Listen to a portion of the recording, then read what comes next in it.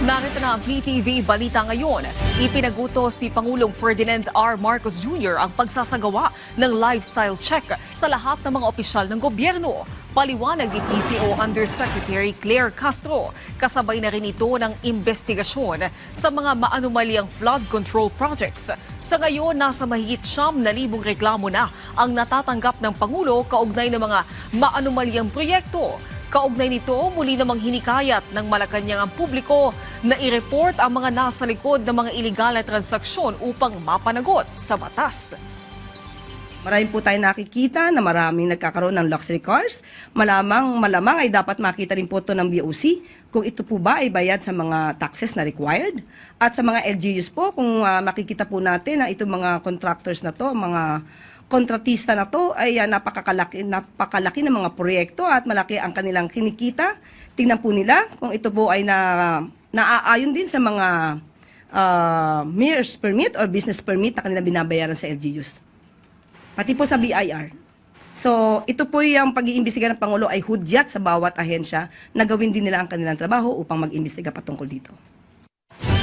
Ipinagutos ng COA ang pagsasagawa ng special audit sa umano'y questionabling disbursement o paggamit ng pondo ni Ministry of Basic, Higher and Technical Education Minister Muhagir Iqbal. Base sa kautusan ng COA, kaugnay ito ng reklamo kung saan nagpalabas ng mahigit 1.77 billion na bayad ng opisyal sa loob lamang ng isang araw para umano sa learners at teachers kits noong Marso. Hindi nila ito dumaan sa standard review process ng Finance Division. Pinasusuri din ng COA ang paglalabas ng mahigit 449 million pesos ng opisyal sa isang supplier kahit na kaduda-duda ang kondisyon nito. Sa ngayon, bumuo na ng Special Audit Team ang COA upang isagawa ang masusing investigasyon.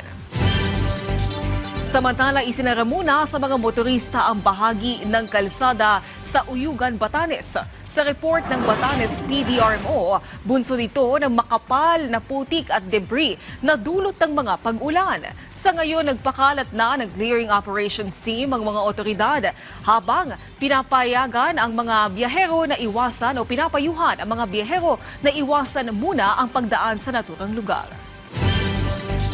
At yan ang mga balita sa oras na ito. Para sa iba pang update, i-follow at i-like kami sa aming social media sites sa PTV PH. Ako po si Naomi Timurcio para sa Pambansang TV sa Bagong Pilipinas.